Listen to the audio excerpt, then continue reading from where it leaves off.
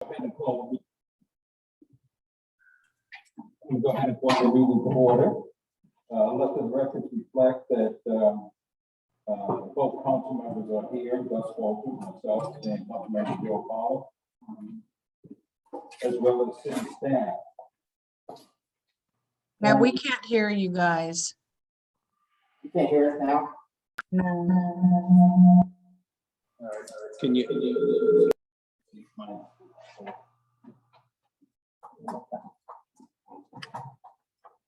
Yeah, I'm going to ask move items around on the agenda because I'm leaving at 3.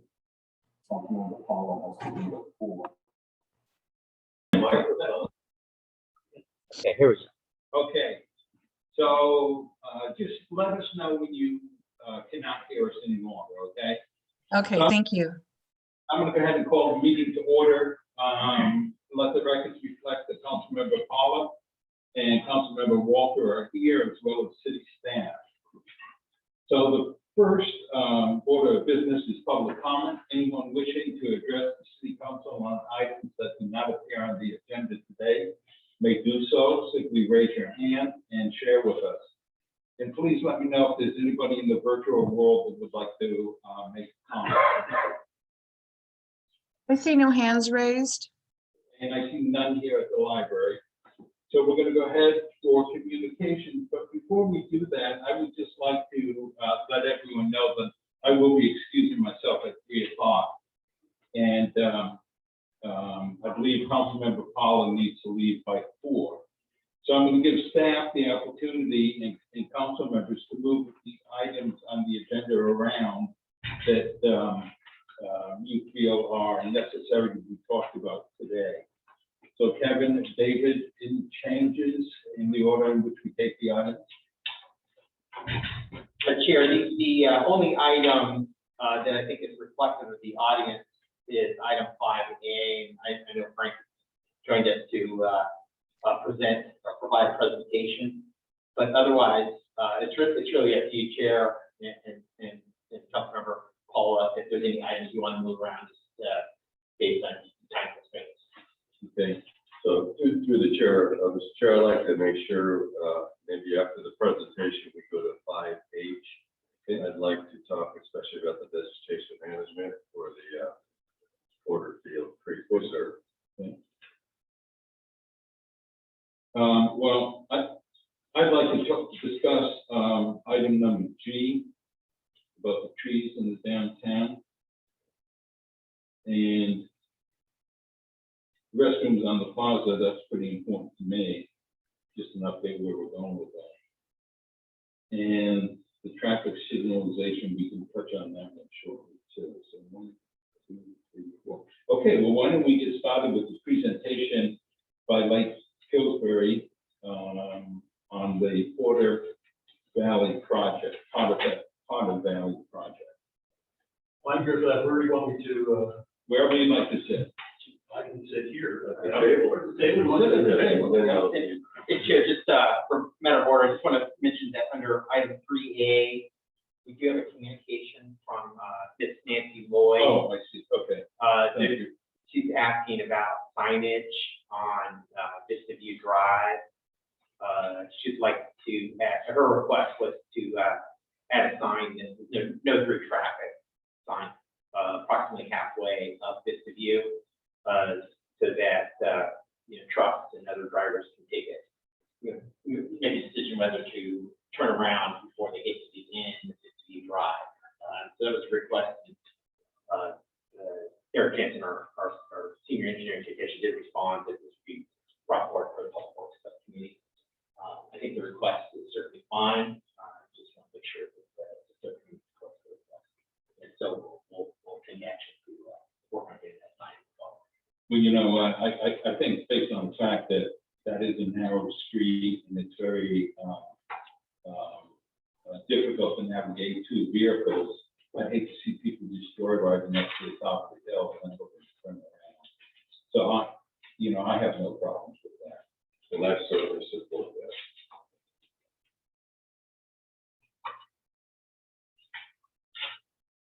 Okay, David? That's it for that item, Chair, we're on to. So, approval of minutes of the July 27th meeting, has everybody had a chance to review them? Yes. There was one question that I had, and that was the question mark. Yeah, I saw that. I'm not sure what it's referencing, so if it's a matter where they were unable to capture what was said, I honestly don't know what it is. So with that said, I will move to approve. And that was on page 5 under future agenda items. If- So, We weren't clerking at that time, I don't believe, so we could either delete it out because we don't know, or else we'll go back and look at the video if there was a video and edit that for you. how about if we do this? How about if we go ahead and scratch it out?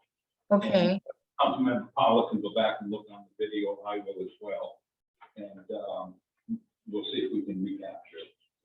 would you like me to bring the minutes back to the next meeting then? Yeah. Or would you like me to correct them with approval? Just correct them with the paper. Okay, All right, any objections to that? Otherwise, we'll consider the minutes approved. Okay, they're approved. So now let's get on with the presentation on the Valley project. I had a PowerPoint, I don't know if you want to go through that or not. How long is the PowerPoint? Well, I mean, I see now you're almost overrunning late. You tell me what time I have and I'll try to gear it to make it You got till 3 o'clock, 4 o'clock. happen.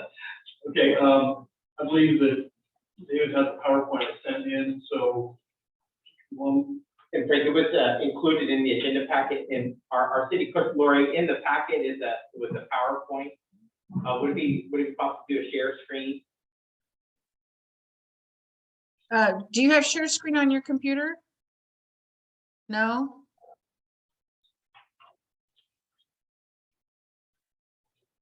It'll take the video away. I see what you're saying. Yeah. I can go in there and get it. I didn't bring it up. Okay, it's in the packet. I mean, I can just talk. Why don't we go ahead, I'm pulling up the packet now. And we can follow your conversation. If somebody else has it, that would be great because I'm not into the, Like, if you want me to start, I'll start. My name is Frank Litch. I'm representing 12 Lake Pillsbury Alliance. I live out in Palomino Lakes. I've lived there since 1983, I think. But I grew up in San Francisco, and my family's had a place in Lake Pillsbury since 1947. And so I'm very concerned about the water in the region. Lake Pillsbury is the headwaters, if you will, of water for this region. And as you may, I'm sure you're aware that PG is going through a relicensing process. I can go through the components of the Fire Lake project real quick. There's Scott Dam, the upstream point that creates Lake Pillsbury. There's no fish ladder there. It goes about 12 miles downstream to Van Arsdale, which is a smaller dam. There is a fish ladder at that point. At that point, there's also a diversion tunnel. The water goes through that diversion tunnel into Potter Valley, into our powerhouse that PG&E created. They took the project over from the Snow Mountain Power Company back in 1918 or something like that.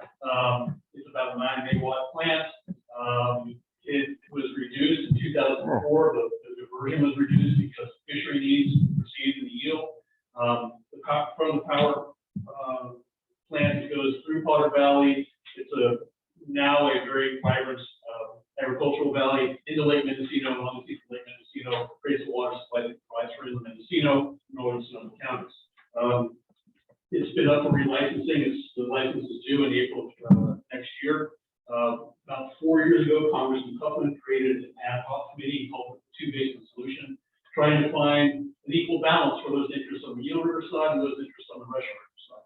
It was composed of largely resource-based agencies. There was also some environmental groups who were allowed to join, Caltrout, Friends of the Yield, et cetera. Friends of the Yield has been sole goal since they formed to take down the dam Lake Pillsbury, thinking it's an impediment to fisheries because there's no ladder there. I think there's a huge habitat that's behind there that would be the salvation of the salmon in the eel and also now for the Russian There's a debate. Environmental groups say there's up to 300 miles, of viable habitat. That's if you count every trickle in a stream that might flow for about an hour and a half once a year. I mean, I think realistically, it's about 25 miles. There's questions as to its viability, because when you get further inland and you get higher in elevation, the cold deep water pools are getting less and less, and it gets pretty warm back there. I don't know. My perception is I lived in Pillsbury my entire life. My perception is there is habitat, certainly. It's the vastness, I don't know. They've done environmental studies, and the studies say there's no assurance that any of this will come back. It can't hurt, but there's no assurance unless you go. The ad hoc committee had, as they've done this, goals. Those goals were to enhance fisheries and to preserve water for the Russian Riverside, and also included preservation for Lake County, its interests, and Lake Pillsbury community. About 2 years into the process, PG&E decided we're pulling the plug. We're not going to be part of this anymore. They had the reduced flow requirement due to a biological opinion in 2004, and then I think 2006. The flow through there was not enough to make the power generation economically feasible for the shareholders. So they backed out. The Two Basin Ad hoc Committee, stemming off from that, was a partnership that was formed by Humboldt, Mendocino, Sonoma counties, Caltrout, and the Round Valley Tribe. And they were going to proceed forward to take over the license, become the seed for a new joint powers agency that would take over the operation of the Potter Valley project. Lake County tried to join. Lake County is suffering economically more than probably any other county in the state, but they tried to join. They came up with the money necessary to join. However, their participation was vetoed. They weren't allowed to join because it was assumed that they would be biased. I could point out that Humboldt County has already adopted a resolution, calling for the demolition of the dam at Lake Pillsbury years ago, but they rescinded it in order to join this ad hoc committee. Lake County was not allowed to join. It seems a bit obscure. Frank, can I interrupt for a second? One thing that's This is Dave Tabor. Is he giving the presentation? No. No, I'm just an interested party. I work for Colonial Lakes Mutual Water Company. So I apologize for interrupting. One thing that's important about the membership is the city of Cloverdale and Geyserville are not represented by Sonoma Water. We essentially are not represented in this at all. Maybe we can just hold the questions until after the presentation for comments. Okay. There's Congressman Huffman, as I've met with him personally several times. I tried to join his ad hoc committee. The reason the Lake Pillsbury Alliance was created was because I was the president of the homeowners association up there. I tried to join to provide representation for the Lake Pillsbury community. I was not allowed to join. I went out and I contacted these 3 other homeowners associations up there, as well as 2 businesses that are there, a number of ranch owners. We formed what's called Lake Pillsbury Alliance, a nonprofit, to kind of have representation, so we have a seat at the table. Huffman still did not allow us to have a seat at the table. And I've met with him privately and in public several times, and he has said, basically, there's no pathway forward for the dam, and he thinks that the dam is not long for this world. Those are quotes from him. I've also reached out to Congressman Garamendi. Garamendi, actually, his district includes the lake, it does not include the rest of the Potter Valley project from Van Arsdale south. That's Huffman. Lake Pillsbury is Garamendi. Garamendi has come out with public statements saying he supports the Lake Pillsbury community, supports Lake County. He thinks they should have a seat at the table. Basically, the Potter Valley project provides water for about 600,000 people. Ultimately, if you count from Lake County through Mendocino, through Sonoma, and down to Marin, there's about 600,000 downstream people, population that it serves. It also serves, obviously, the ag community and other uses within the region. Without the Potter Valley project, Lake Mendocino won't fill. They've done studies about raising the dam at Lake Mendocino. They want to raise it about 36 feet. But as it is today, with the diversion that exists, without it, 8 out of 10 years, Lake Mendocino would not fill. 2 out of those 8 years, we'd have a severe water shortage in the region. And on my PowerPoint, I pulled out some water allocations for the different communities within the area. There was, on this allocation chart, the only community that wasn't listed was Cloverdale. So I just did a calculation based like Google, how much does the average person use? And it said about half to 1 acre foot a year. If you have a population of 8,500, so Cloverdale's allocation would be 6,375 acre feet per year would be the amount of water that you use. The partnership has been formed by Sonoma Lake, Sonoma, Mendocino, Humboldt, Caltrout, and Round Lake Drive. Their partnership and their application initially says they want to take out the dam at Lake Pillsbury. They only want to provide diversions through the Potter Valley project when high flows exist during the winter and spring. We haven't had a high flow in 2 years. So without those, if they're relying on that, there's not a guarantee of water, because as it exists now, it's a year-round diversion that occurs and fluctuates depending on other flows. But if they're only going to allow a diversion during high peak periods, we haven't had it.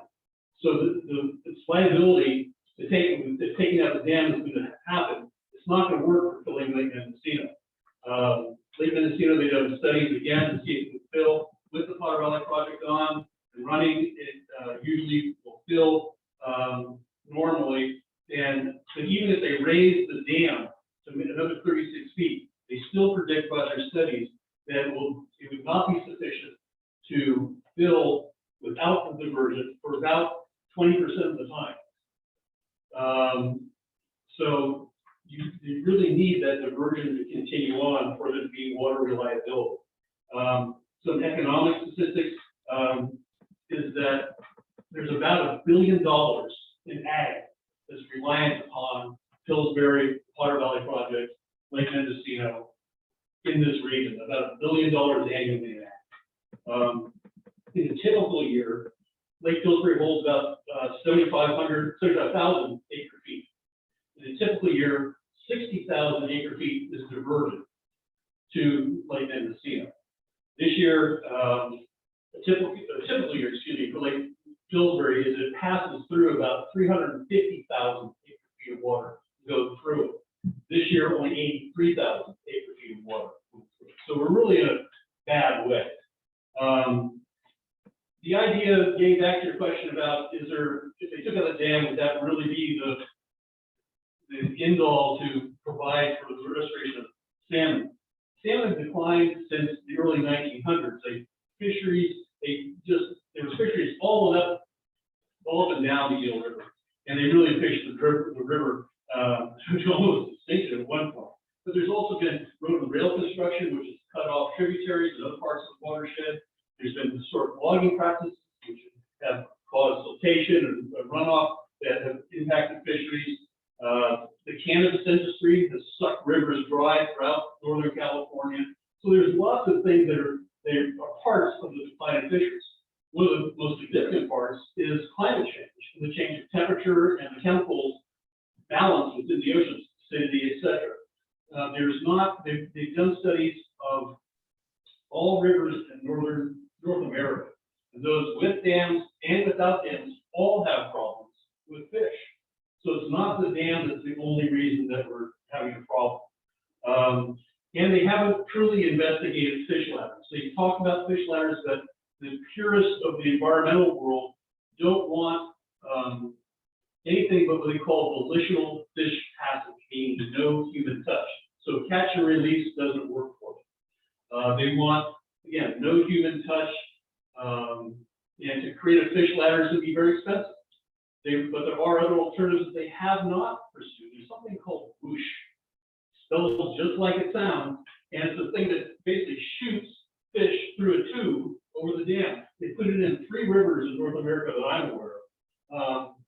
And you can even separate out species through this. It's a really cool technology. And so there are alternatives to fish passes that could be implemented, but that's kind of just tossed aside because the purists say, take out the dams. Dams aren't any good. I don't think you're ever see a dam built again in California, certainly, because of environmental concerns. There's also concern about the sediment that's behind the dam should be removed. There's about 21 million cubic yards of sediment that's behind the dam. They predict that there's about 12 million of those cubic yards would become mobile, and that would all wash down and clog up habitat can certainly be an issue. We talked about the reality versus theoretical side of the habitat behind the dam, but also you have to consider that since Lake Pillsbury has existed for now 100 years, it's created its own viable habitat. It has a huge elk herd. I have a very small little lot of elk at Lake Pillsbury. And the last 2 months, I go there periodically, but I counted over 100 elk on my lot. There's bald eagles. There's a huge, resource that's been based in that area. The socioeconomic part of this, again, I referenced there's about $1 billion worth of ag that's in the community, and there's also, you guys aren't concerned about Lake Pillsbury because you're concerned with Cloverdale, but there's economic hardship as a result of the takedown of the dam. And I understand that, but your concern is really water reliability.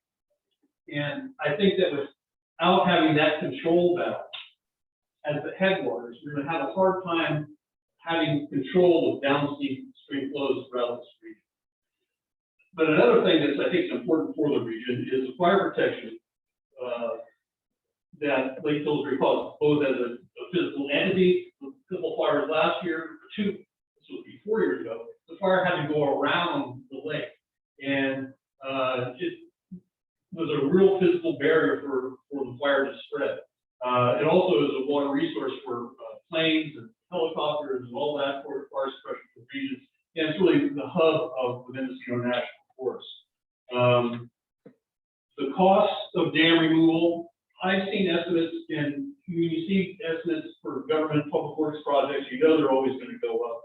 But as of about 2 years ago, the estimates I've seen are around $100 million to $400 million to remove the dam.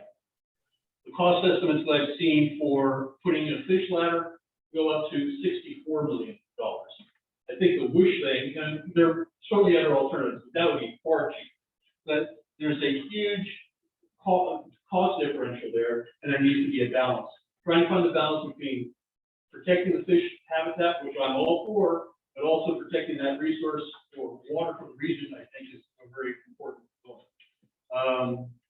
The Lake Pillsbury Alliance, we really do think there needs to be a new JPA created to oversee the Polar Valley project, since PG&E is going to be long gone, and we support that. We also obviously support the retention of the lake.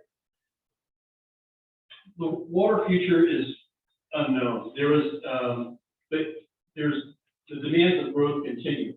I looked at the ARENA, the regional housing needs assessment numbers for Cloverdale. I'm not sure I have this right. I'm sure someone can correct me, but I saw something there about 294 units that are required by ADAC to probably put in the next couple of years. There's like tens of thousands of houses that are supposed to be put in within the region.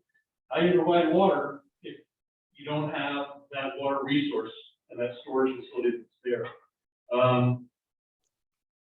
As Dave Tabor said a while ago, does Sonoma County Water, who's really been your party representative throughout this process, do they represent your interests?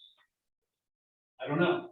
They really are dealing from Hillsburg South, and from Hillsburg South, you have the tie-in with Lake Sonoma. It's a whole different water situation for them. We're reliant on this upstream water system for our water future.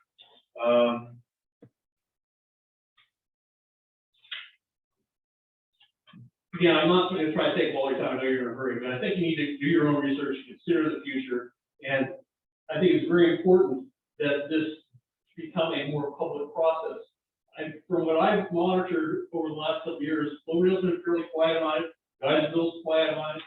Most people really don't know where the water comes from. I remember sitting in the brewery a couple of years ago and hearing a conversation with people. They think their water Cloverdale is coming from Lake Sonoma. People don't know where the water is coming from. And you guys need to be, I would encourage you to have a strong voice in this, in your water future.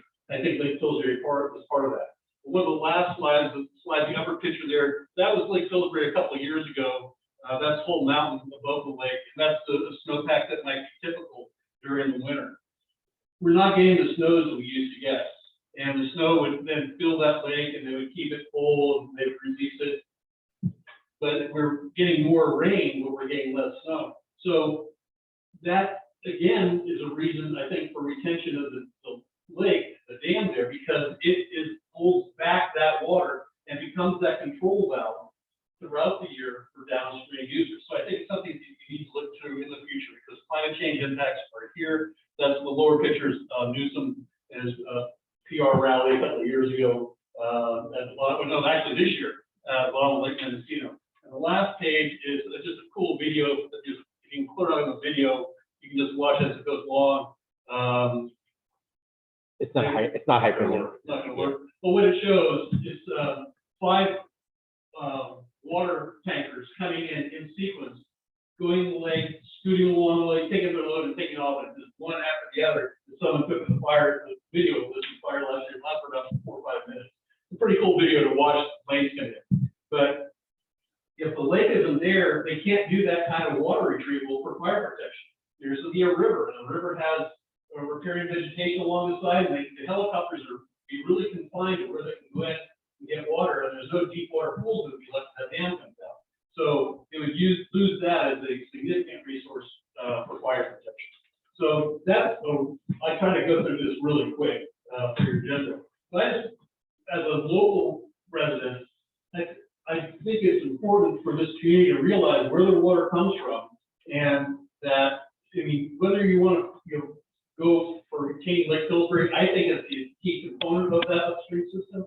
But you guys need to be aware that with the Potter Valley project going through its changes, and there's talk that seriously, they're going to take that dam down. That is the current plan.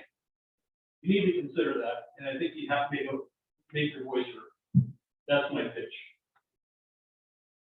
Are there any questions or comments yet? Yes, has anybody heard from anybody who actually is running Lake Mendocino when they actually project the water there to run out this year? Because I've heard estimates all over the place, and I don't know if we have an authoritative estimate for when it runs dry.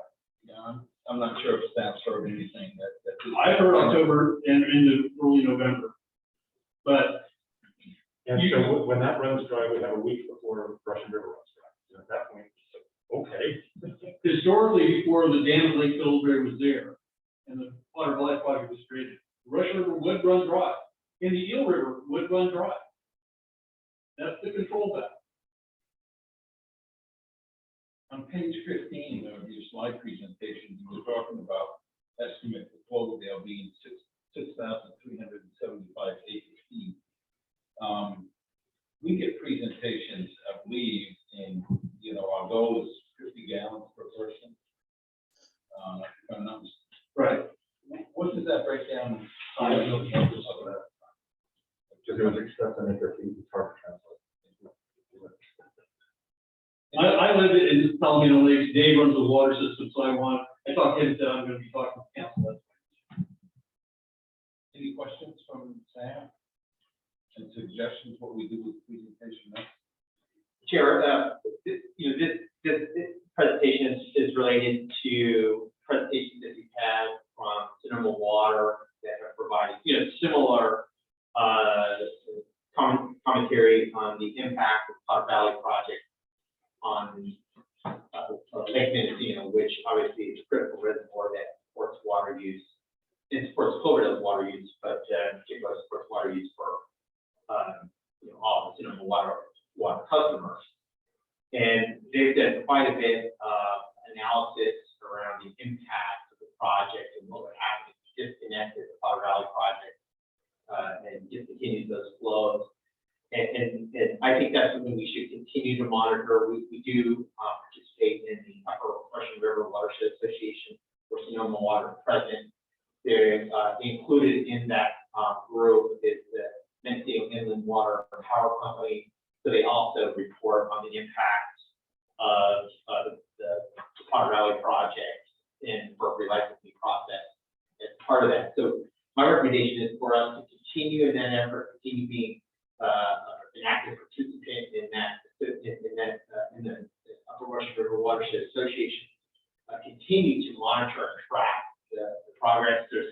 There's a lot of filing that's been occurring with respect to Sonoma Water, trying to kind of navigate the FERC relicensing process now that PG&E has kind of stepped back and they no longer want to operate the power facilities there.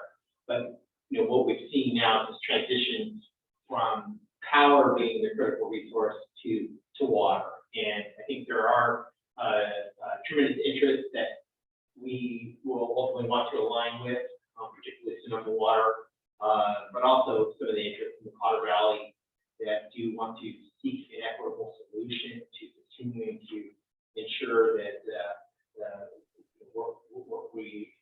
we're partners in obtaining for that critical water supply that's needed for growth, for our agricultural industry, for our habitat, for Mission River. And there's a lot of life, there's a lot of environmental permitting that ties into that water to our own system. So I think there's no specific action. I would say, I think it's, I appreciate Frank bringing this to the attention. So the council has been plugged in to following this effort. We have had presentations by Sonoma Water. I think at some point in the future, there will probably be an opportunity for us to take a more defined role in terms of whether we want to become a member, what are some options for us as a city, and what are some of the policy alternatives we want to take.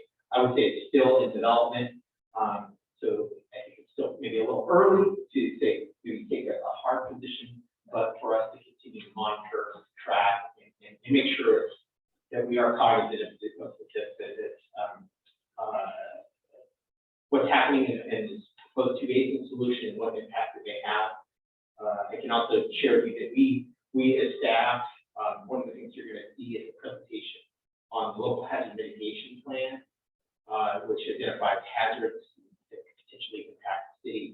And we acknowledge this process and effort and what impact it may have on our water supply reliability in the city. So it is a very serious issue, it's a very significant issue, and it has a lot of impact, not just to Cloverdale, but to the greater Sonoma County region, even Marin County, but also to Mendocino County, Potter Valley, and then downstream water users. So there's I think what we see is Congressman Huffman is trying to navigate those interests and come up with a 2 basin solution. And we're still doing a lot of the technical, environmental, and engineering studies to kind of give us more facts to kind of understand. What's currently going on is that under the FERC licensing process, this partnership from the 3 counties, Caltrout, et cetera, we're supposed to do about $18 to $22 million worth of studies to submit an application packet for it to be complete and have that process start on April 14th of 2022. That's when the license technically expires. The FERC process, they say expire years, it can last 20 years. But they were banking on PG&E in their bankruptcy settlement to be the entity who's going to put forward that money so they can do the studies.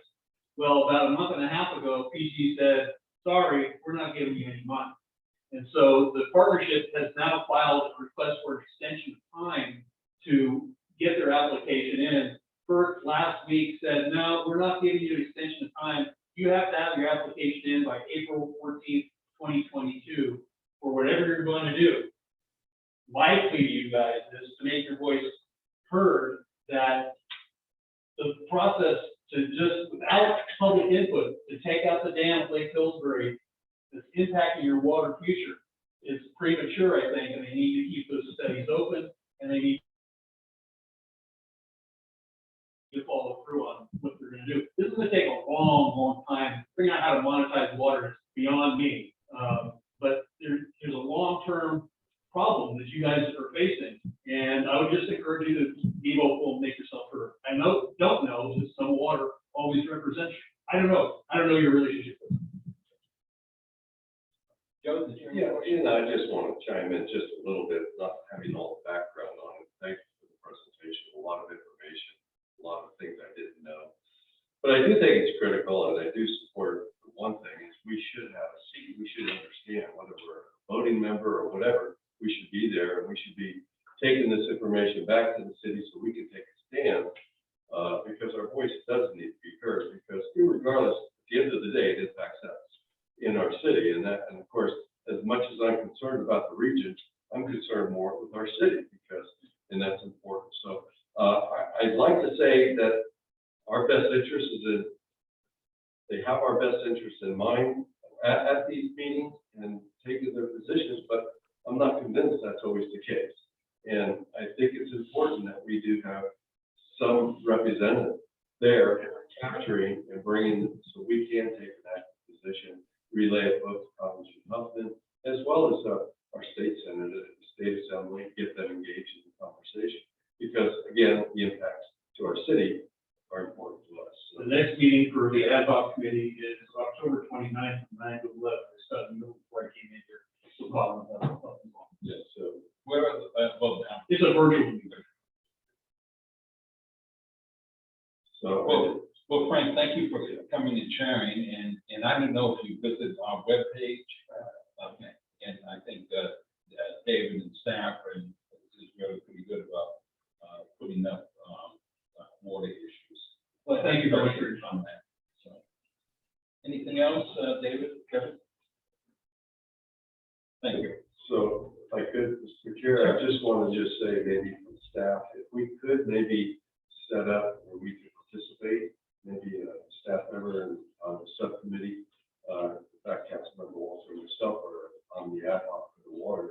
Maybe if we're available, I'd like to, maybe we could set it up at City Hall and kind of share some concerns. We want to make sure that these decisions do bring us into the conversation because we have a direct impact on us. I have no idea, this is probably out of place. The Colonial Lakes technically isn't in Cloverdale, but it would be helpful if we could somehow join your efforts as a water company, because we get our water from the river just like you. Actually, you get some of your water not from the river, but we're totally different. So I don't know if there's a way we can do that. 29th, October 29th and what was the time? is from 9 to 11 a.m. What's the technical name, Frank, for the ad hoc? It's called 2 Basin Solution. I'll forward this email to you. So you have it. That'd be great. Good. David, if you could forward it to Lori and she could put it in the minutes as well. That'd be great. Thank you. Did you have a comment about that? Yes, my name is Mike Cooper. I'm actually here on 5H for having worked for a water district for 10 years and 7 worked for different water districts for 4 years, having gone through the first 3 licenses. You're just looking at the tip of this. 5 million is in fruit-sized chicken. So it's going to be very expensive, and the key is, do you get any water rights? And if you do, for how long? We'd be happy to go on greater length, but it's inappropriate. Well, thank you everyone for coming and sharing, and I'm going to go ahead and move on to the next item if we're ready to do so. Right. Thanks for your time. Why don't we go ahead and move on to item number 5H, Portico Creek. Yeah, thank you, Mr. Chair. I asked with both these items, I'd like to go to number 2 first, Vegetation Management Plan. I know Hector had some good information on that, but just the way background, I did have an opportunity, we did receive an email regarding the concerns, and I know staff has been working on that for some time. But I did have an opportunity to take a walk through that whole area, and I must say I was very concerned about the dead vegetation along that walk, and clearly saw the need that we need to come up with a plan sooner than later, because there is a potential fire danger up there, and that's why I asked this to be put on the agenda. But I did also have a short conversation with Hector, and I'm glad you're here. Thank you for that, to share some of the plans that you have in place for that. So together with the aid of Cloverdale Fire and Top Fire, we have been working together to develop a fuel reduction strategy on the open space on the Portico Creek Preserve, and it was really just to discuss the funding and to determine the appropriate clearing methods while considering the health of the forest. It was determined between CAL FIRE and Fire District and senior staff that out of the 275 acres of land, 12, we would start with the 12 acres and divide the 275 lot into 12 acres, because it would be more cost effective considering our budgets restraints. So it was determined by that we would focus on reducing the fire fuels within the first 12 acres, right from, and the reason why is because this is where we see the most foot traffic. And I have a map here that I can share with you guys, and of the scope of services that we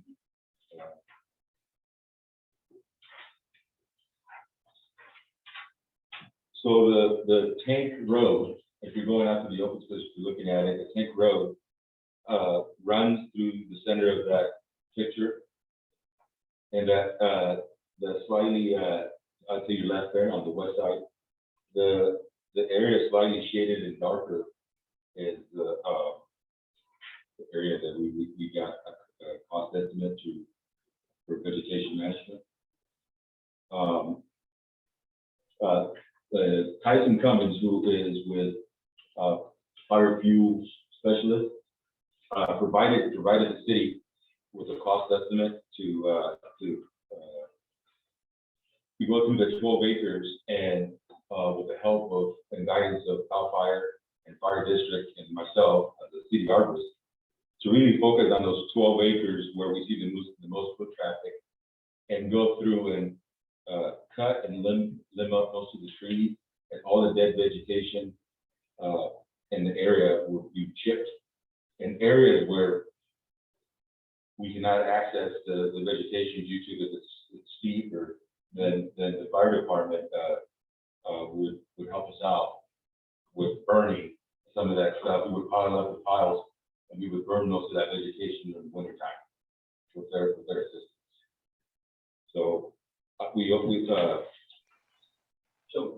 Hector, would we be planning on doing 12 acres a year? Is that what you would? that was the plan. That was determined and advised from CAL FIRE and Fire District. We can always change it. That was just what they suggested. And at that time, But we got turned down for our funding, did we not? Yeah, so based on the cost estimate that Hector obtained coordinating with Cordell Fire, and I want to point out that the vegetation management work was actually proposed to be contracted through Geyserville Fire, because they have vegetation management crews currently, whereas Geyserville Fire or Cordell Fire does not. There was some question about that, but Geyserville Fire is technically the district that has the vegetation management. What they did identify, we had a consultation with CAL FIRE and Cloverdale Fire on site, that it will take a number of years to really work through the 250 acre reserve. The idea being that we target the high critical fire zones, and typically that would be done in acreage estimates of around 12 to 15 acres. And current cost for the 12 acres was about $30,000. We utilized that to come up with a 5-year planning effort to apply for a vegetation management grant through CAL FIRE to help address some funding needs for that potential effort. What's I think critical about it is that it really does need to be, it is hazard, it's a high fire severity zone. There definitely needs some vegetation management, including chipping, clearing up some of the high fire hazard vegetation, some of the smaller diverse firs. Some of the larger vegetation probably can be left on site according to our discussions with Fire District and CAL FIRE. But kind of look at this as a long-term plan. Council did budget or allocate money in the budget, $30,000 recognizing that if we were successful in getting a grant, they generally work on a reimbursement basis, so we have to pay for it first and ask for the reimbursement later. But we do have funding in the budget to accomplish kind of what we call, phase one of the project. The challenge has been, because of all the fire activity in California, getting the crews available to actually go up and perform the work. I know that's what, I know Hector is sending correspondence, email, I send the same to try to ascertain when their availability to actually get up there and start doing vegetation management work. Who are you? You're simply, what are you? Lori, we can't hear you if you're asking us a question. It would probably, our best opportunity would be to schedule vegetation management activities to occur either in late fall or early spring. And so, at least my goal was we'd be able to get the crews scheduled to start the initial vegetation management work, some time in late winter, early spring, if possible, with the understanding that we want them to get going as soon as possible. Right. And what we've currently identified is terms of funding in our budget. Of course, with that said, if council would like us to take a more aggressive approach to get more done, we would just likely need some additional funding resources to be able to accomplish that, and we'll have to also determine the availability of the crews and how many folks we can actually secure to get some of this work done. Mr. Chair, a couple of things come to mind. One is, I know we had the endowment fund originally when the property came into the city, and I know that most of that money, I think, has been exhausted. But I just checked the budget. There is $25,600 in the endowment fund. It showed the beginning budget was 721 to 21, projected fund balance at the end of 22, 630 would be $26,600 based on a copy of the budget that I have. That may have changed. If it did, I don't have anything to show that it would change. But I do think one is, it is a danger, and we need to get on it sooner than later, especially as it funds up. It's so close to those homes along that corridor. So I'd like to see a plan where we can at least address that down dry brush that's just there. People walking right by, it's just there. And if somebody dropped the match, it's up, and we got some serious problems. So I really think that's got to be a high priority, with follow through with the longer approach and bring it up. Two is, I'd like to say that's a big area, a lot of vegetation, and it needs to be a line item every year in the budget. It has to be addressed each year. And hopefully we can make progress this year, getting that real low stuff that's dead on the ground out of there, and then start a plan to kind of clean it up each year. And hopefully, it may take a few years, limited funding, but we'll start where the fence is inward to give some buffer between the homes and the trail. But like I said, I took a walk. I walked probably a mile and a half up there, and there is some extremely, really bad areas. And again, it's going to take cleaning that out of there. It was an eye opener for me to see it. I know that you're familiar. Yeah. Because you were up there. I don't know if you had an opportunity to view it, but it was worse than I thought it would be when I got up there. So two things is, through the chair, I just want to see a budget each year, because it's got to be addressed each year, not just one time. And we need to kind of try to make it a priority to at least get that dead stuff that's laying on the ground, close to those roads, but it's out of there and it's hanging in there. And I provided you guys with a quote from Geyserville Parkville. And you look at the map, that area that you mentioned, it covers some of these local services. Yeah. So that would be a good point to start. That would cover some of that dead fire fuel lane near the entrance along the fence. And the last comment I want to make is, and David, this is something we can work with Jose on, but the park and Rec Impact Fee Fund has some funding in there to do improvements in our parks. And I think we should take a look at that. The last budget number I showed in that fund was $823,000. So I think if we put together a plan that makes sense to make park improvements, that is part of the city, it's part of one of our open space parks now.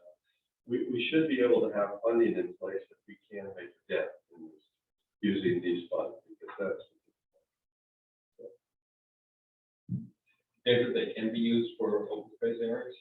Well, quickly ask if it's used for park improvements, if we put it, we can't call it maintenance, we can call it, improvements, if we can remove vegetation under improvement, you know. We can add a bench in the site, do some kind of things to make it more usable, park friendly, but also a safe.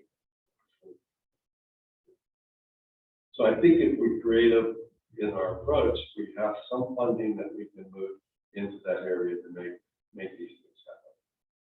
I just want to note that, you know, one of the conversations with some of the residents was one of the vegetation reduction strategies would be to use controlled burning. And usually that's done with a plan, with a lot of community outreach. That comes in with time and effort. I think you just want to note that because there are concerns whenever you start doing burning, there's concern about fire, hazards related to smoke. And so I'm not saying that to say we shouldn't do it. I'm just noting that that's a real concern for some, that activity. And there are ways to mitigate that and address that. And that'll have to be part of our planning efforts. In outreach work with particularly Clover Springs on notifying them on burn days, where it's occurring, what are some of the practices that we would want to adhere to ensure there's minimum impact. And the last thing I just want to say is a mulcher, we really should, if we don't have the funding this year, put it in the budget. We need one. We have a lot of vegetation, and there's absolutely no reason we can't have that out right on site and mulch a lot of that rather than trying to have a crew come up, loaded in trucks all over the way, which takes excessive manpower. And if we had a mulch, it could be mulched on site, left right in the open space. So I think it would pay dividends in making it much more time efficient and more productive for our staff to be able to do that on site. I think it's good. Just for what you referred to, like a chipper. The chipper, yeah, the mulch, yeah, it just right out into the open space, it just goes right into the landscape. It's rid of all that. Okay, well, thank you, Councilmember Paul. It's 3 o'clock and it looks like I'm going to be able to stay here a little bit. Doesn't look like I'm needed right away. Did you want to also discuss, I'm sorry. Public comment on 5H number 2, vegetation. Yes, thank you. You mentioned earlier about an email. I'm assuming at this point I don't know sent the email. I have a copy of it here if you want to see it. I've seen several. I know like the last one was Mr. Giggs, I believe. Is that one? Wayne is our treasurer. I'm currently the president of the association. But we have the industry, unfortunately, printer. Sure, we'll give it to our clerk and then we'll put that in the minutes. One of the things that is important to us is that walkway that we maintain for the city is getting increasingly large trees. The fact that you have the walkway very close to the fence is one that you've got seen. Whether it be a match or a cigarette or whatever, if it goes up at the curb, it falls so dry. And there's an excessive amount of dead wood out there as well. And that basically bisects our community. And, we're a community of elderly people. And we have these walk captains for fires and things like that, but that would happen so fast. I moved here 2 years back from a town in Sierra Portico. And I've seen how fast the thing moves. It's beyond frightening. We have horses, and we actually voluntarily came up with the association 6 miles long and about a mile and a half wide. We actually came up with a map and have located everybody on the map who had horses. And there's probably 150 families up there with horses. Some of them on their property, some of them in a community. But we have, every one of them have not only a exit plan, but they have an exit plan if they weren't home, who they would call, who could pick up the horses. We haven't gotten quite that good at Clover Springs yet, but we have an entire committee that does nothing but plan for that kind of stuff. And it is exceedingly important when you're dealing with people who are only moderately ambulatory, that you get the word out fast, which is why we've done. But I first want to thank you, Councilman Paul, for putting this on the agenda. It became a concern to us because I believe there was 5 people that came to this committee about a year ago. And it was in May, and basically made the same pitch, and we never heard anything. And I understand it's not appropriate at this point to call the council acts on it, but we would love to see the plan that you distributed, if and when it's approved by the council. Oh, thank you.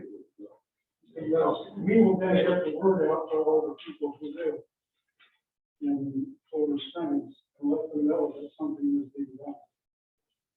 We really appreciate that, that you are doing that. Thank you. And if we could, maybe just follow up, Hector, after maybe if we can get an email, Sure. maybe we can provide updates as we're moving through it, and you could pass that on to the community. Yes, so that would be helpful to keep that communication. I'll give them a word up. All right, Councilman Paulo, did you want to move on? Well, just on the, as I mentioned, I had an opportunity to walk up along the Porterfield Creek and Reserve area and went up to where the old spring was. Alan Ferber was kind enough to take me up there to show me, and it's quite a ways up. And I understand that used to be back in the late 1800s, the main source of water for the city of Cloverdale. And believe it or not, there was water trickling down, coming out of a pipe up there with constant water, natural water coming out.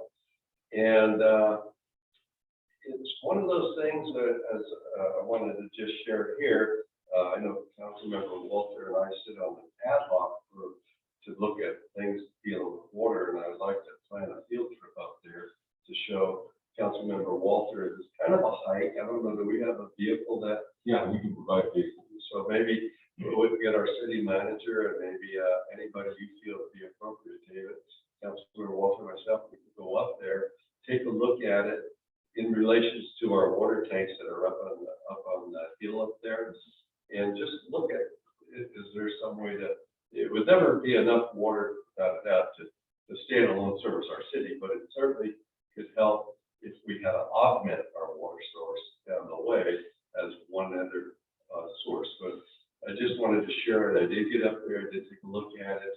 It's just a nice flow, not what I call fast flow, but it's constant. So that kind of a flow over 24 hours a day, 7 days a week would bring quite a bit of water if we could capture it somehow. You know, and I'm sure there's going to be environmental things we'd have to look at to gain, but I think it's just something I wanted to the show. And my understanding is, and I could see as I was walking up there, there's a pipe that goes along trees, how they used to get it down. Yep. And along St. Peter's Church around the back is where there's a valve where the water used to come out. So it's kind of interesting, and I thought that was very interesting, as we're looking at ways to maybe augment our water source, that this is something we should at least, one of many things that we can look at. And so I just wanted to give that update on that.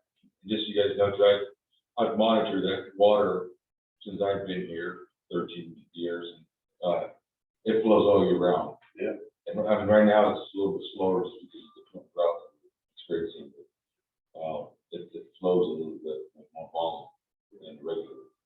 I wonder if it's also has something to do with it being clogged.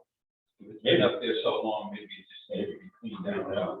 And it's my understanding, Joe, that downspout also goes under Cloverdale Boulevard and is right there on Cherry Creek. And if you look at the house that's staying, there's a white picket fence, and right next to that white picket fence is a huge spigot. And I've asked Colleen to check it out. She did check with the foreman, and he did not want to turn it on, just in case he couldn't turn it off, because it's really old. He was waiting for his plumber to come. And once the plumber starts working, he's going to ask him to look into that, to see where it's coming from. So I think, like Councilmember Powell said, it's not the end all, but it sure would be nice to know. Maybe we can cultivate that and give a little extra water.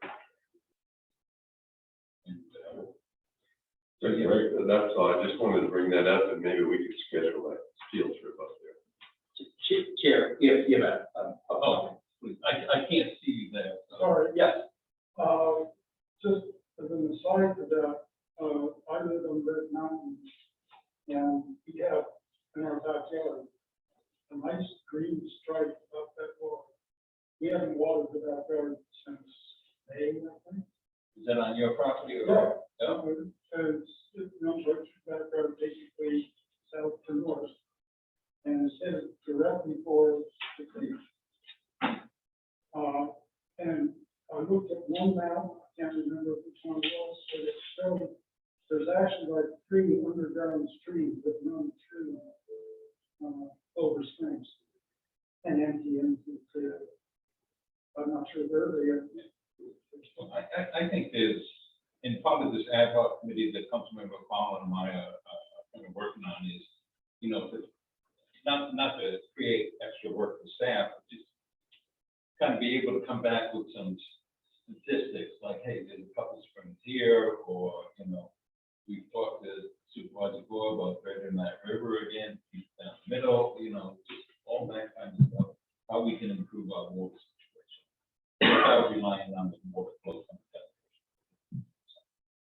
But thank you for sharing that. Thank you. Okay, staff, anything else on that? Okay, then why don't we go ahead and move along, and I wanted to discuss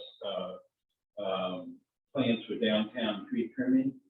And the reason I want to do that is Kevin, you sent out an email I did a few weeks ago in reference to a tree being taken down in front of the movie theater.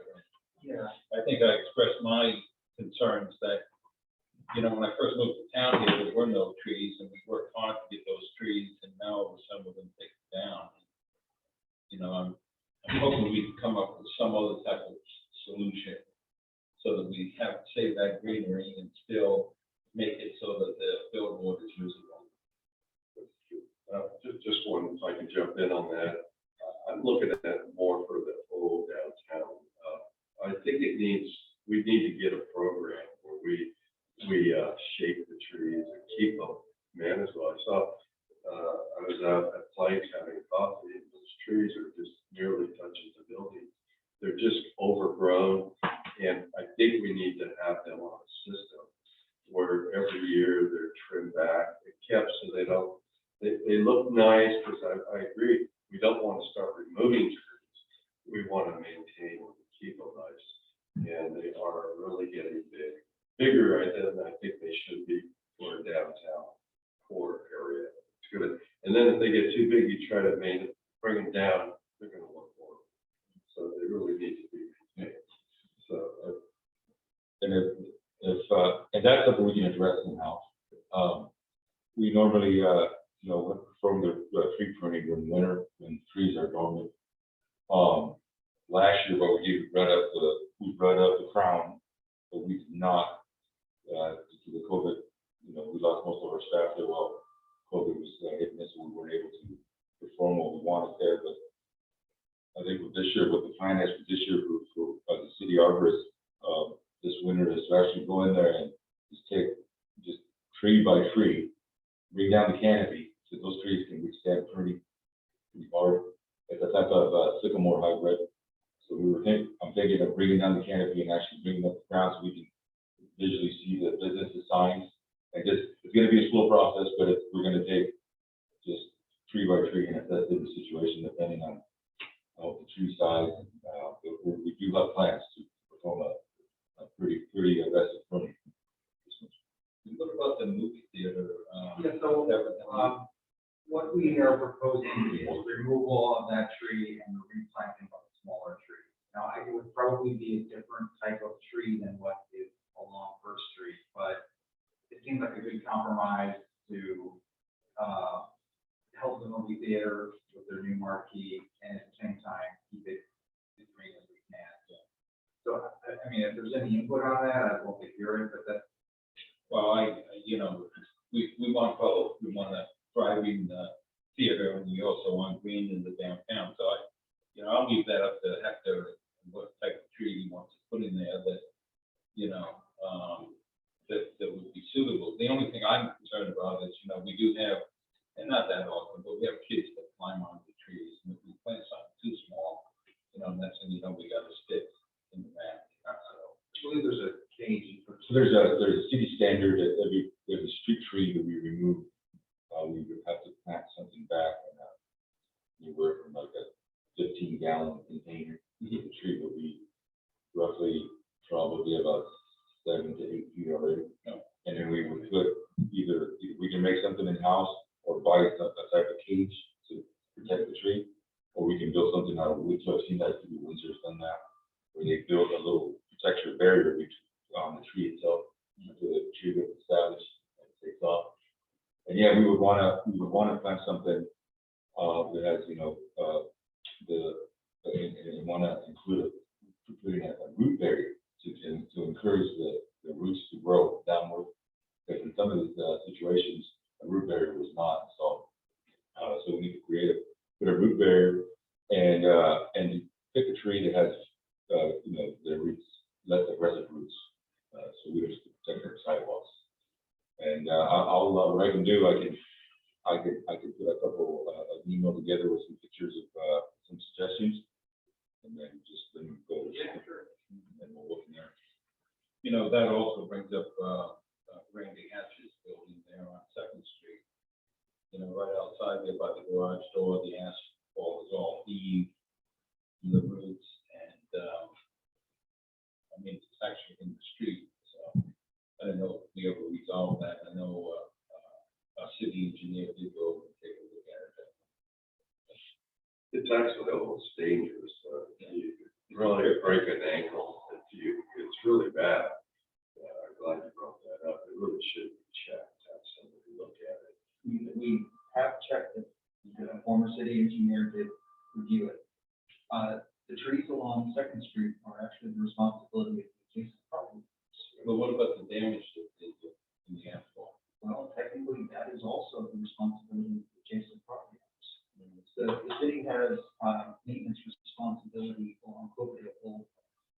However, everywhere else, we rely on state law, which makes the maintenance of the sidewalk, the maintenance of the street trees, the responsibility of the adjacent property. Yeah, but I don't mean to be disrespectful, but I don't put maintenance of the tree and maintenance of the blacktop in the same category.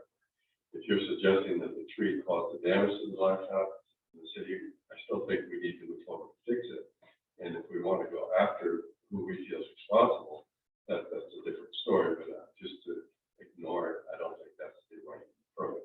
It's a danger. I would hate to see some senior citizen walk out, break an ankle, and it needs to be. And I really think we should take ownership, prepare, if we feel that somebody else is illegally, we can put them on notice, and if they don't respond within a certain number of days, let's make the repairs, nobody gets hurt, and then we can take whatever action we need to recoup the cost, if that is in fact where there's a legal responsibility.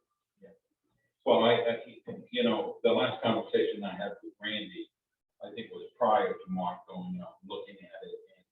And Randy was all in favor of cutting them down. He was going to cut them down, and I told him we planted his new ones, they were root barriers to put in, and that's where I left it. And then Mark went out. I'm not sure what happened after that.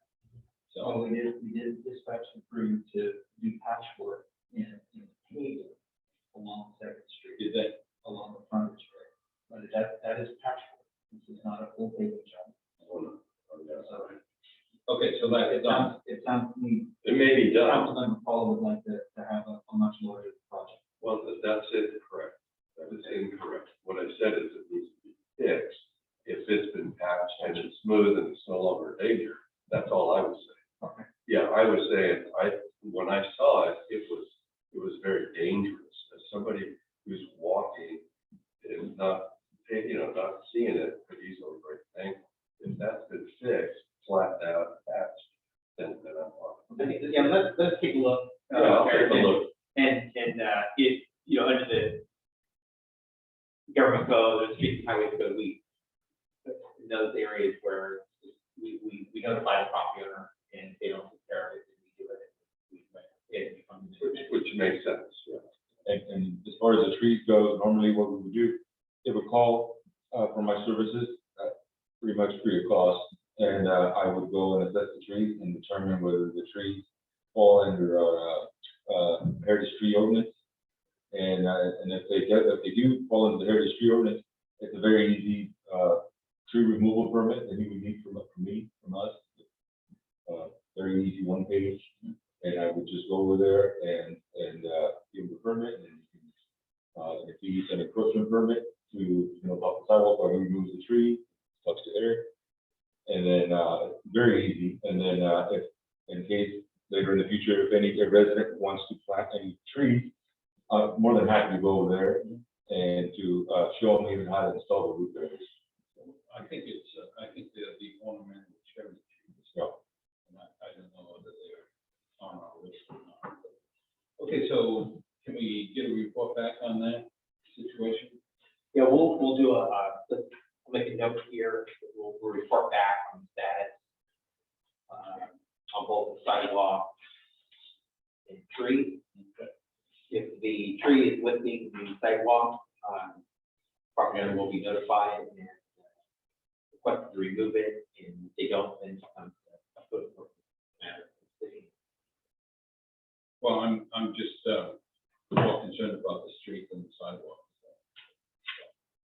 It's amazing the way the street is, how it has the curve, and then you step off onto the sidewalk, but none of that is destroyed at all. It's like right underneath that, and then pops up.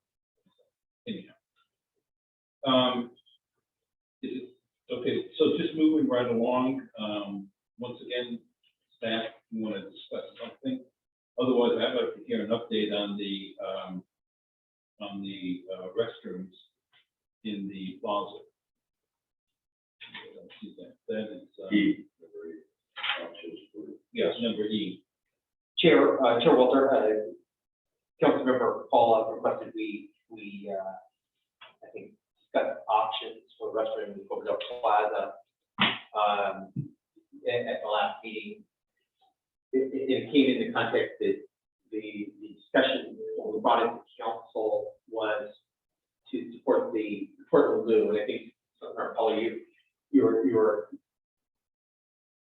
perspective was maybe that Portland Blue might not be the best fit for the plaza, and we wanted to kind of bring it back to subcommittee to discuss what other options there might be, and give direction to staff on how we should proceed. Hopefully, if we did receive direction from council to move forward with Portland Blue in this budget, we would need to bring that back to council for revised updated direction. So make, I already went through this once, but just to summarize.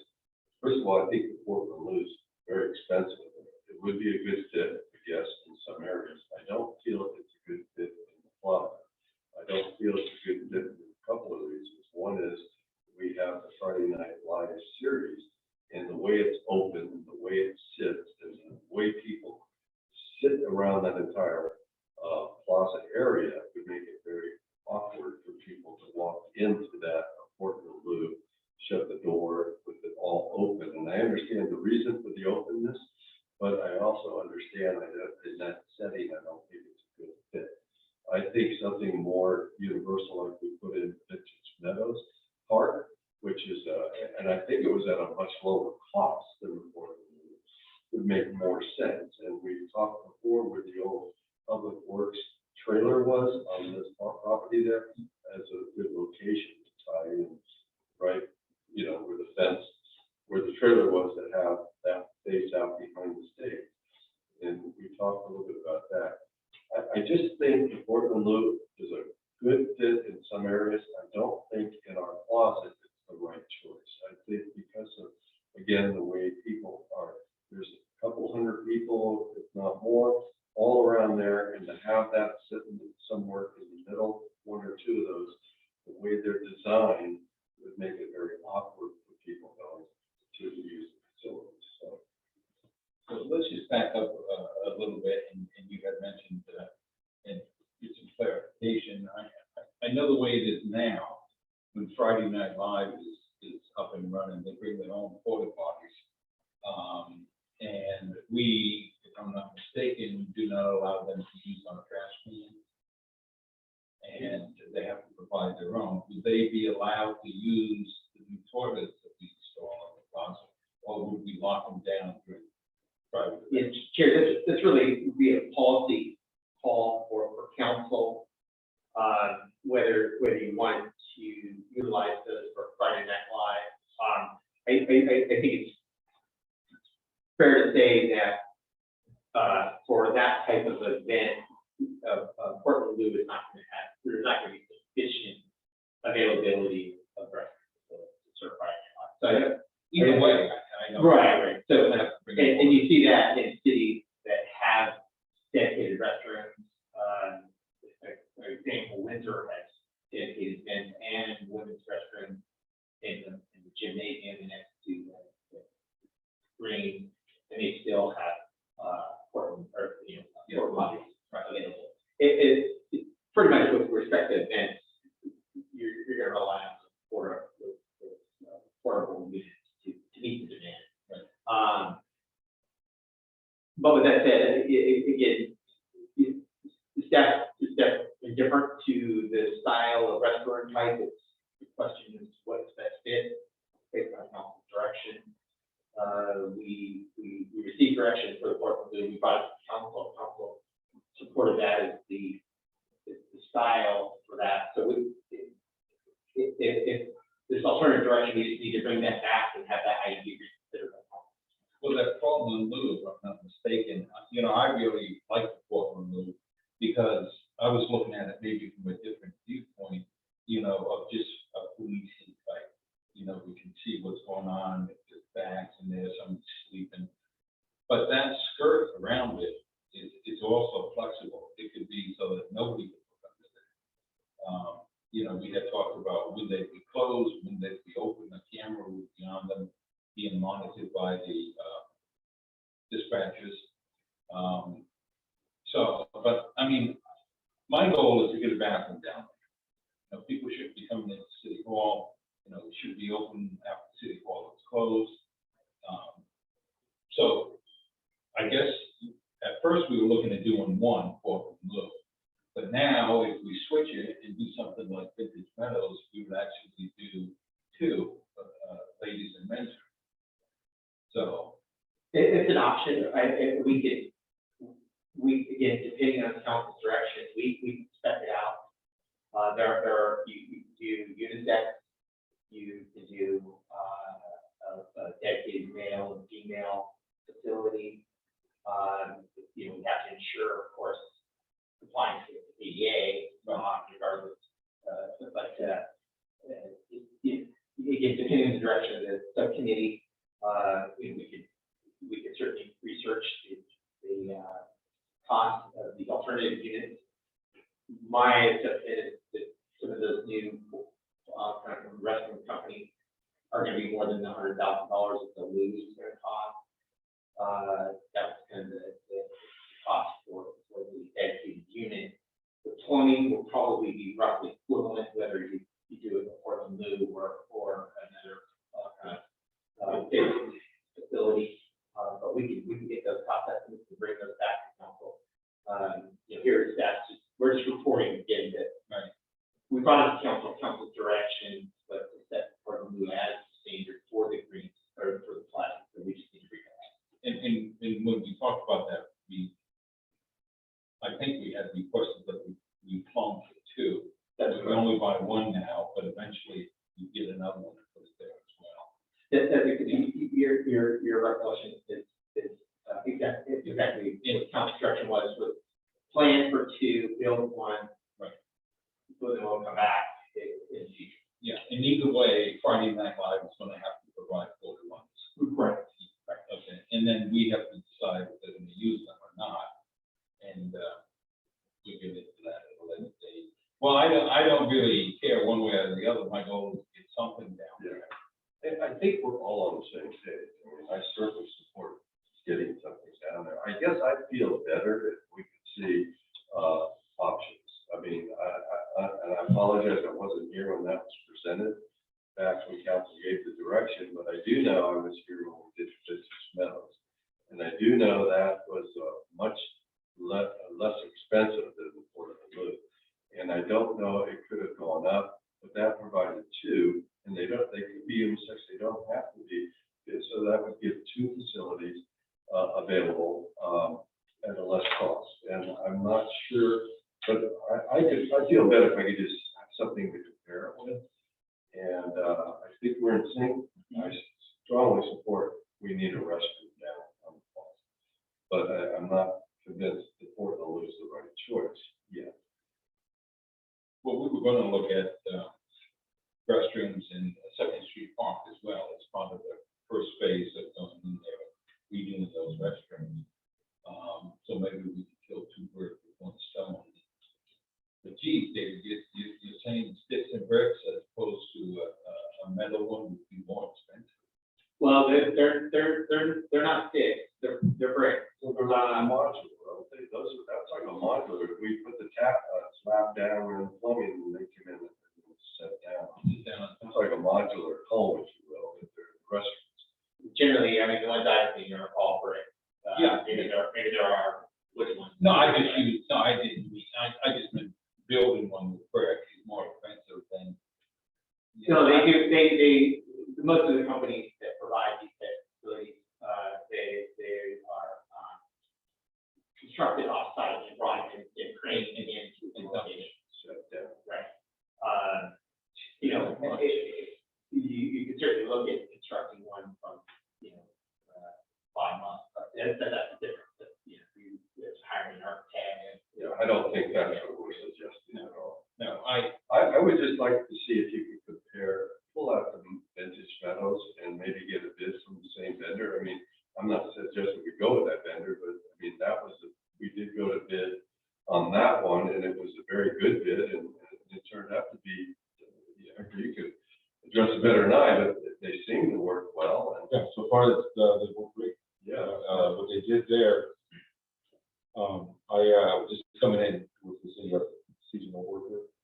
Murray was leading the effort, and I remember they came in, they poured a concrete slab, and then they actually constructed those specific Vintage Meadows when they built the restrooms on site. So the center blocks. So what they did is they built the four walls, or all the walls and center blocks, and then they filled the center blocks with concrete on the side. They did all the plumbing, they installed the roof on site. They actually put those built on site. If I remember right, it didn't take too long. and I don't believe it was that expensive. I think it was prices could go way up. Between 45,000 for two, and they were very nice restrooms. So that's certainly cheaper than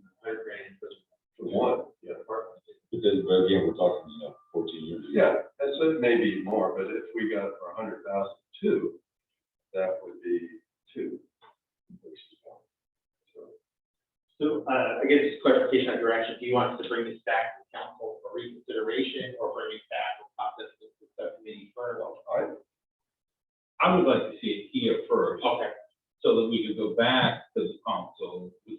I'm sure if we went back and said, do you want concrete or do you want, design? It's gonna be cost driven to some extent, so it would be nice to say, you get this for X amount of dollars, or you get this for X amount of dollars. So I'd like to see it come back. Yeah, I would too, because I think it's important that we kind of vet this out and make a recommendation when it comes back, what we like from the subcommittee, and we can have deliberations. All right, well, if we're done with that, how about we move to item 5F? And I'll tell you about the field trip. Kevin and I took over to Ashley Road to look at that 3-acre parcel. I was pretty impressed with that. Yeah. I don't know if you've ever had Joe or David had a chance to. Is this the city owned? Yeah, Yeah. you go on it. I mean, we walked to the top of the little hill there, and I can see where that, would make a nice dog park. The curb was already cut. You could have parking spots on the inside. You could walk up to the top of the hill, have it all fenced in for the dogs. The water's already there, you can run it. So, I mean, that's, I think, a viable option. Your thoughts? Yes, I mean, this is also a standing item on the planning subcommittee, where at the last meeting, I committed to creating a list of all potential sites. Yes. Putting together a quick pros and cons for each one. So, we did go out and look at that one, and it certainly seems like a viable option. It is not in the city, as David pointed out, so we would be subject to county zoning. It's not contiguous to the city, so I don't know if we can annex it. But unless they change the rules, I know, as in Hillsburg, we annexed several properties that were not contiguous because of the city owned. Yeah. So I think there is an It is exception. possible, yeah. There is an exception. I know they annexed the airport, which is way out of Chiquita, and where the current public works courtyard is. Yeah, you can get a public island, I think. Or something like Yeah. that. So and we've talked about it. The reason I say that, we've talked about this many times over the past several years about annexing it, because I've never understood why we're paying taxes on city-owned property. That shouldn't be, the county's getting, so we should start moving to annex it. Yeah. Well, yeah. Well, I mean, I'm gonna put together a list. I mean, we can keep it as an item on this subcommittee as well as planning. One other update is, I think Councilmember Walter, you were on at the meeting for the planning subcommittee, but as part of Baumgartner's park obligation, he's proposing a dog park. And I think the last stuff was about 40,000 square feet, which is, I couldn't even, I can't remember, but it was not a huge dog park. I think really the intent of that would be to sort of focus in that subdivision more so. But I know there's a bunch of sites that everyone's kind of hot on and been talking about, so I'm gonna get that together, and I can present it here as well as the planning subcommittee, with the direction. But put that list together, try to tease them out, see which ones don't make sense, and just move from there. Well, it's really surprising to me that, I mean, I know it's in the county over there on Ashley Road, but I mean, Caltrans actually split that and made it into the county. They should have remained part of it right there from the beginning when the road was cut it in half. But with that being said, it is what it is. And as far as Baumgartner's property with the dog park, it's like, I understand the need for a dog park, but all of a sudden here comes a couple hundred people and we've invited the whole town to come down and use it. So, it would be nice someday that each new development have their own playground, a little skateboard park, and they have a little dog park. And,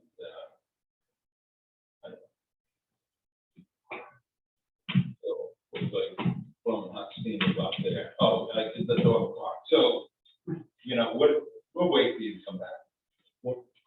one thing that I've been thinking about, and I know that's just a small incident in there, and as far as maintenance goes, it's the park department is gonna be addressing the maintenance of the dog park. That's one partner, or just any? Just, if the parks department is gonna be doing the maintenance of the dog park, as far as changing out liners, it's gonna be the only dog park here in town. So it's gonna get utilized tremendously. If we're gonna do that, I think, this is my personal opinion, that we really need to budget for additional staff to help us out, even if it's a temporary basis, to help us to maintain the park. Just throwing it out there. And actually, it's part of planning for a dog park, we need to identify with council, what are the operation maintenance costs for our new facility, and bring that forward as part of that conversation. So we definitely, it's a good note. Yeah. I appreciate it, I certainly understand it, but you guys, depending on the location, there's gonna be different considerations, different cost factors, and certainly it does require additional factors. So we would need to present that to council along with the options, right, that are presented. Even with the proposed Baumgartner development, we're still looking at how will that proposed park be maintained, the maintenance be funded. So that's why we're looking at the facility district to help provide the funding for the maintenance staff. These are all things we have to kind of evaluate part of these options, where the maintenance and operation costs. Right. Well, the other items that we have left are the water supply update, which I've heard enough of that. I'd like to see about talking about the traffic signal on the south side of town. I think that, and I have to say, I deliberately go out of my way when I'm out to go to that intersection. I think it's a big improvement, huge improvement. Yes, there is. Yeah. I still think it could even make a bigger improvement if we follow that on the north-south amber left turn. Many a time I see you're stopped and there's nobody coming, but they're stopped at 2 or 3, and you can safely make that turn. Right. And I see that they're used to more and more in cities, and it works very well. And that's why I brought it up, and I wanted to see what the costs would be to make that improvement on this. They have made a huge difference on the back of that. And both Eric and I communicated with Vegetation for a scope of work to identify the programming and associated, if there's additional equipment that might be necessary to support the yellow on yellow or yield on yellow concept, especially for the north and southbound lanes on the boulevard. So we were supposed to have that by now, but we haven't gotten it yet. So we'll follow up for that proposal. I think it absolutely has merit. There's some pros and cons, but we'll want to bring. Our goal will be to return it back, have review for the subcommittee. And thank you, Chair, for your comments and likewise, Dr. Paula. I think we worked with Vegetation. They did do an assessment. They followed up very quickly and identified that there were some constraints. So they made operational changes. I did note just last evening there were still some comments on social media. Unfortunately, folks aren't always very specific about what those are, so it's hard to fully evaluate what the issue is. We try to find it. If we can determine it, then we can have them look at it. But it sounds like based on a majority of users now that the operation is kind of dialed in a manner that supports good flow of traffic, but safe flow. So unless we hear any other specific concerns about the current operation, we'll bring that back. But we will bring back proposals to update the programming. Well, I've also seen, and I'm not an expert on traffic, but I've also also seen signs, left-hand turn on green, would safe, you know, as opposed to even On red. well, I mean, on red, would safe. I've never seen that. No. I've never seen that. In fact, I don't know of any vehicle that's actually been applied. Maybe I'm. Yeah. I think that must be another question. I'm gonna have to take a picture of that. I want to see it. But, yeah, I have to agree, you know, I think anything that will expedite traffic moving through there, you know, is money well spent. Thank you. Okay, how about we talk about SB1, street maintenance funding?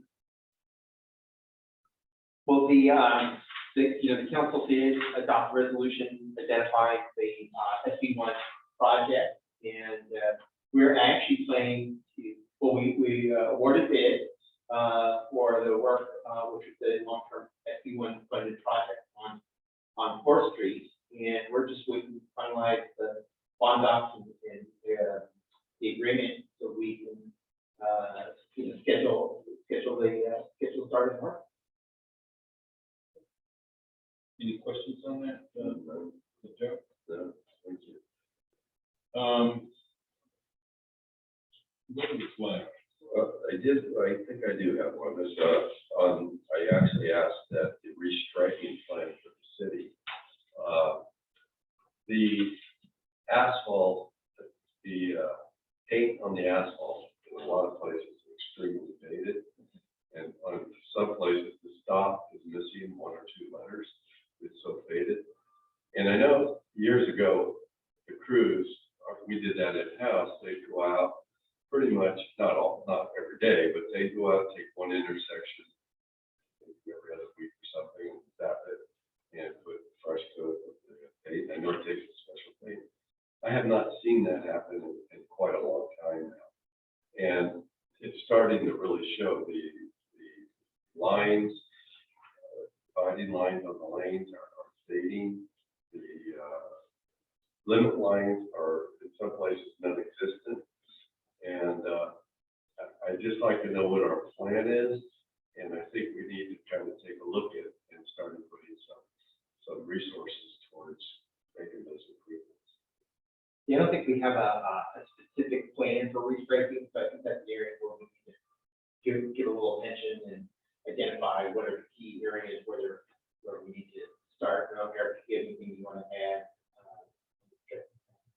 So, council has allocated $5,000 this fiscal year for strike. This year? Or- For this fiscal year, so it will be 2021 to 2022 cycle.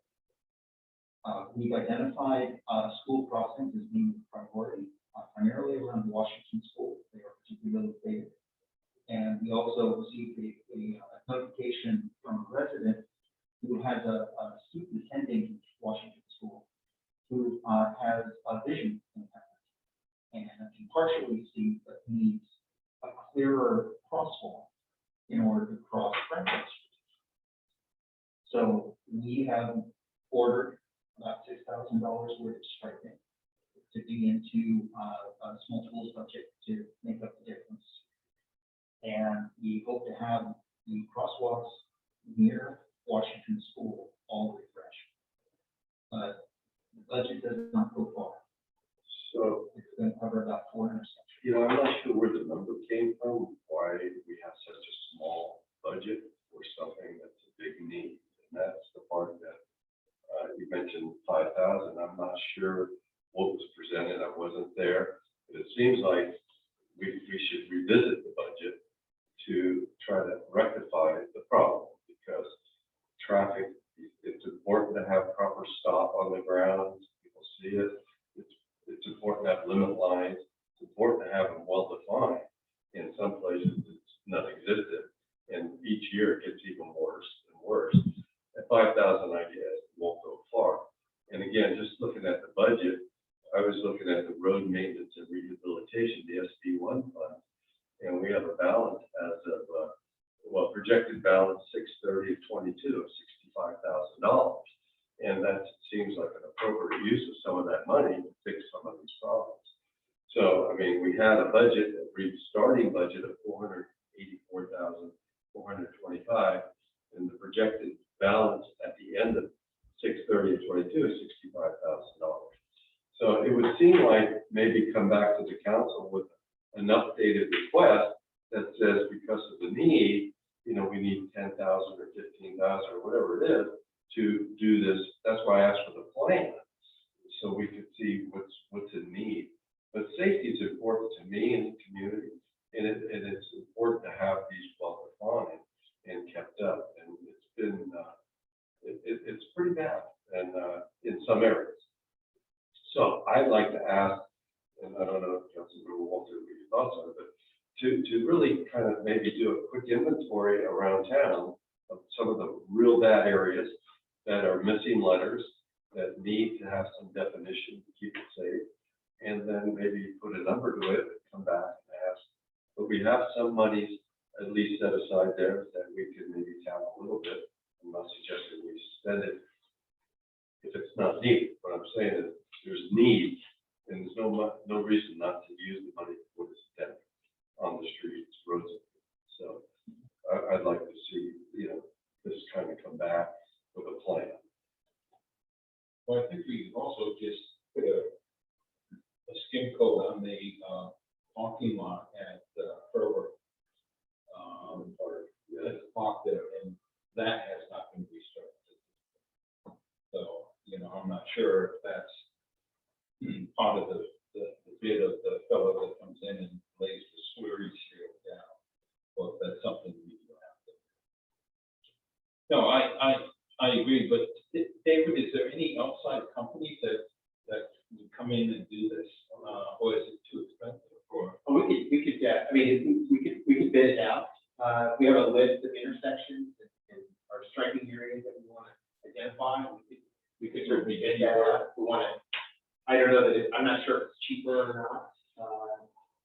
Well, you know, But I think starting with the inventory, I think it's Councilor Paul said, and identify and prioritize, you know, if you want a certain number you want to do every year, we can then determine if it's we have happy in-house to do it, and start, you know, moving to the list, or we try to get a bigger quantity and area done through bidding it out. And the reason I say that, Councilmember Paulo, is not that I want to spend the money, but, you know, sometimes we're limited staff, you know, and we want it done, and, you know, by the time staff gets to it, we go with an outside contractor, it's done, you know. and that's why I suggested that we have a plan, see the plan, and then you evaluate what the workload is and say that we can't get to this plan, which can take 5 years. We may want to go to bid to do it and have a plan that city staff will keep it up each year. So, you know, so. You have a comprehensive site plan. Yeah. Yeah, I think ideally you know, then you just kind of start over. You get done and just kind of painting the Home Depot bridge. It's an ongoing plan. It's got to be done every year. Not the whole thing. The whole thing is it's a lot less once it's all up and you keep it up. It goes a lot faster.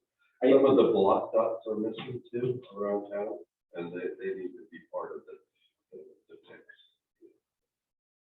Block dots are the things that, you know, instead of the striping, the little dots that are on pavements, there's areas where they're missing. And, you know, I would encourage you, you know, we have parks that are out, public works that are out. If they take a week as they're driving around and write down intersections that have, you know, that could be the state of disrepair, and then we can kind of put a plan of what needs to be done. Just an inventory, if you will. Well, with that being said, I think we're gonna move to adjourn. It's almost 4 o'clock. Yeah. And the only thing we did not cover on 5 was the water supply update and drought response, and I think we probably got enough of that. Unless there was something dying that you wanted to. Chair, just for the record, I'll just real quick, the staff prepared a critical drought update that was newsletter tool on our part of our web. It's available for the community access. It's also on our drop page. So that provides kind of a current real-time update relative to our water conservation for the month of August, which I want to acknowledge and applaud the community. We received, or we met our 35% target, which was really great. We exceeded it, and you know, we are addressing the curtailment order from the state. We're working through that with the required documentation and reporting. Unfortunately, it's a situation just to drop so severe that we're continuing to ask the community to continue to conserve as much as possible. You know, and we're just kind of hoping that this winter season brings us some more additional precipitation, kind of gets us out of this drought. But that's kind of a real-time update that, you know, is available for the community to kind of get a snapshot in time of where we are currently relative to our shortage emergency. Well, thank you. So, just follow up, if you go backwards, but just to follow up on the striping plan, will that be available by our next meeting, you think? Yeah, I think, Councilor Hall, you know, with your investment help and our team, if we could, you know, start getting compiling a list, and then we can bring that forward. I don't know if we're able to kind of, if we kind of have a list, we'll be able to kind of associate some costs with that, and get kind of a cost factor to get some of this work done, and whether we get it out or we do a certain amount of hours. I'm happy to email Eric, I guess, would he be the appropriate one to email anything I say? And you'll probably get duplicates coming in. By all means.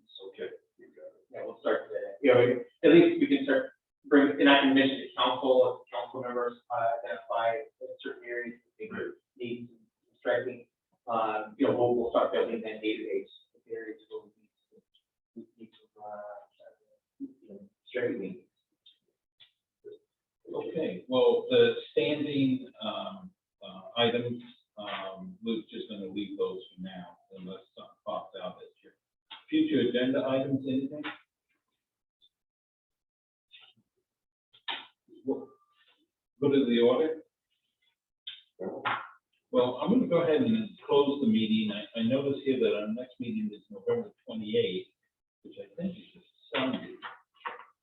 So I'm gonna adjourn the meeting to a date uncertain until we have a chance to relook at that.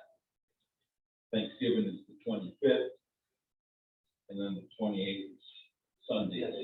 So probably should have been the 30th or the 23rd. Excuse me. You may want to move it a week prior to that, so Yeah. the holiday week. Do we want to do that now, or David, would you like to be back? I don't have my calendar, but if you could just send a suggested date, David, and then I can check my calendar. Confirm it. Yeah, I think that's just typo, because I did have a Public Works 2 o'clock, and I did have it on the 23rd. I have it on the 23rd as well. Yeah, so then this is a mistake, if we can just correct that to the 23rd. Look, can we move it maybe a week prior, because that's the day before Thanksgiving, or 2 days before Thanksgiving. Some people, the community as well as us, may not be away for the week, a holiday weekend. So we would just schedule it as a special meeting, but there's nothing wrong with it. Posting on the, looks like that would be 16th. 16th. That's what we're looking at. But take your time, David, and settle in on that date, and then just let us know, okay? And one other quick thing. Yeah. Go to the order. You can have somebody check our website. It still has the old times for our subcommittee meetings. I was looking at that, and it has from the old, before we made the changes a few months back. Somebody could update that.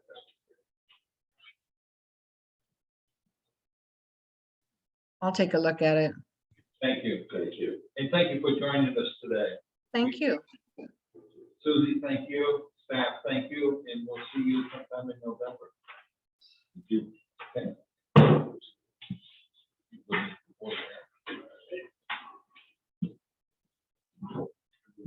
Break it up.